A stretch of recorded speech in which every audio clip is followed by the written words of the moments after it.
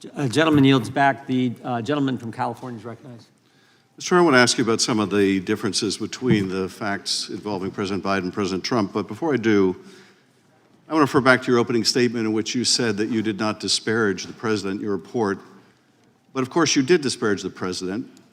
You disparaged him in terms you had to know would have a maximal political impact. You understood your report would be public, right? I understood, based on comments that the Attorney General had made, that he had committed to make as much of my report public as consistent with legal policy and legal requirements. And you could have chosen just to comment on the president's particular recall vis-a-vis a document or a set of documents, but you decided to go further and make a generalized statement about his memory, didn't you?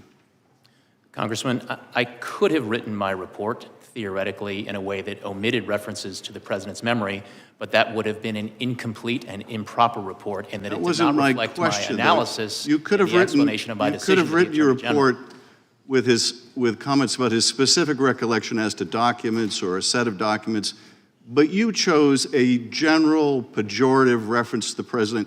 You understood when you made that decision, didn't you, Mr. Hurr, that you would ignite a political firestorm with that language, didn't you? Congressman, politics played no part whatsoever in my investigative steps. But you understood nevertheless, the words didn't you, that I put in my report. Mr. Hurr, you cannot tell me you're so naive as to think your words would not have created a political firestorm. You understood that, didn't you, when you wrote those words, when you decided to include those words, when you decided to go beyond specific references to documents? You understood how they would be manipulated by my colleagues here on the GOP side of the aisle and by President Trump. You understood that, did you not? Congressman, what I understood is the regulations that govern my conduct as special counsel. And those regulations required me to write a confidential report for the Attorney General, which you knew would not be confidential. My decision, and that is what I did, Congressman. I followed the rules. You knew it would not be confidential. I followed them. You knew it would not be confidential, didn't you?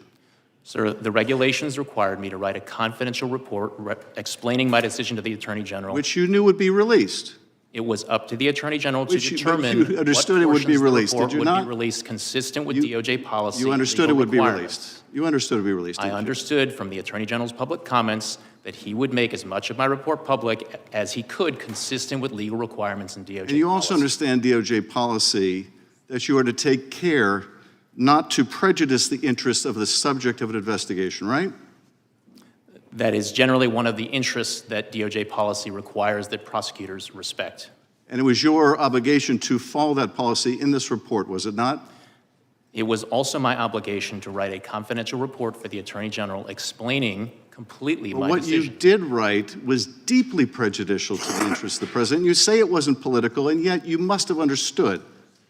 You must have understood the impact of your words.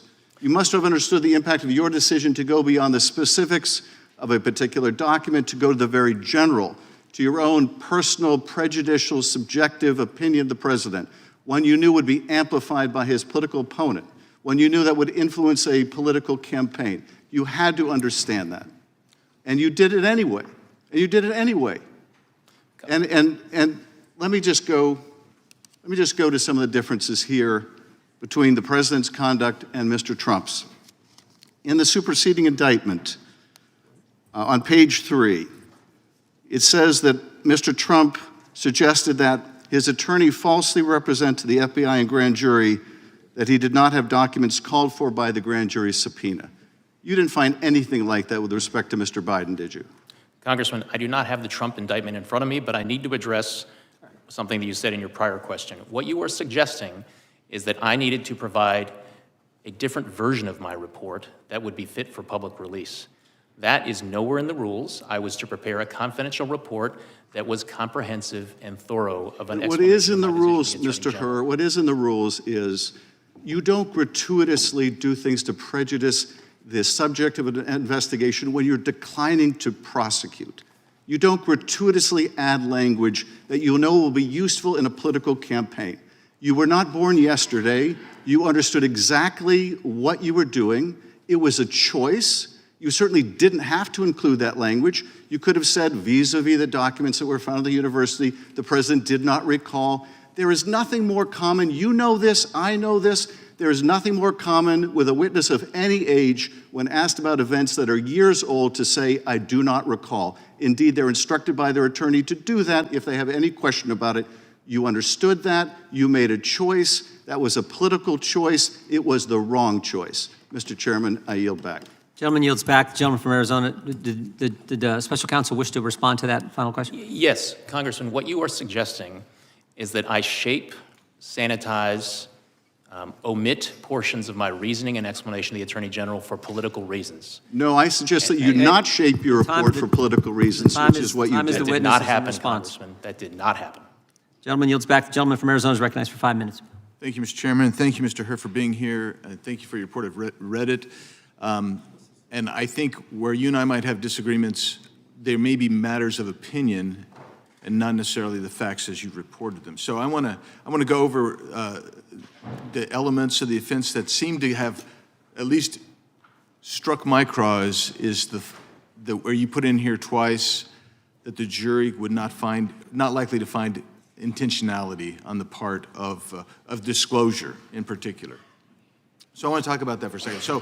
So if it's not willful, we might say an accident, something negligent, careless, that would not necessarily rise to willful or intentional or purposeful, right? Those are different standards of intent under the law. Yes, sir. Yeah. So when President Biden misplaced 30 briefing documents in 2010 that had classified material, and they're not sure even if they ever got them all back, or when he was in the Hamptons at a party and he lost what they were calling code words, which is high security information, that wasn't necessarily willful. There was no indication that he purposefully did that. Accidental, negligent. You indicated, don't know if we even got all that information back. We're assuming maybe we did. That would not be willful, right? As reflected in the report, there were certain categories of documents where when we looked into them and investigated how they got to where they ended up or how they ended up being misplaced, we did not identify evidence of willfulness. Yeah, and so if something's willful, you wouldn't say it's ignorant, it's not incompetent, it's not accidental. We'd say something like it's willful, it's intentional, it's purposeful. It indicates really a choice, that you have made a deliberate, conscious decision to act in a certain way. Is that fair? That is fair, Congressman, and as I explained in the report, the standard, the willfulness standard basically can be boiled down to the following things: that you know that what you are doing is against the law when you do it. Correct.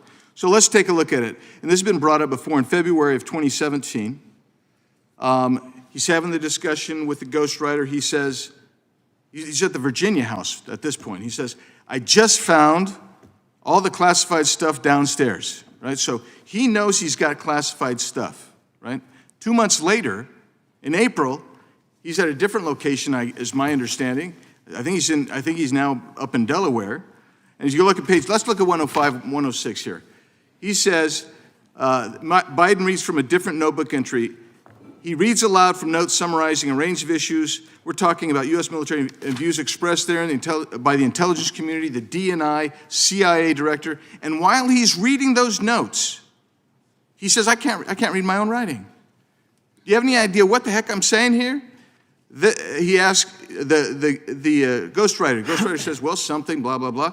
And Biden says this, some of this may be classified, so be careful. Some of this may be classified, so be careful. Now, my immediate response was, okay, so he knows he's got classified docs. He's looking at this, he can't read it. He's giving this to somebody he knows has no security clearance. So he says, hey, read this, but be careful, it might be classified. And the guy says, okay. Next thing he says, well, I don't know if it's classified or not. I'm suggesting to you, and this is where you and I have a difference of opinion, when you say something like, hey, look, this may be classified, be careful. That warning to be careful because it may be classified, that indicates guilty knowledge. That indicates he might know something more than he otherwise would have. And it indicates, then they go on and they read it. As you point out here, he reads classified information. And it's still classified today. That's on page 106. So when you look at this, it's hard for me to say, well, he was ignorant, he was incompetent, he was accidental. No. He had guilty knowledge. He knew and told the guy that he's going to expose that classified material to, hey, be careful. Be careful. It may be classified. That indicates something a little bit more than mere knowledge. Indicates that he has some intent there. Because the next thing he should have said is, hey, I don't know if it's classified, but we're going to skip over this until that's resolved. He didn't do that. What he said is, read it anyway. Yield back.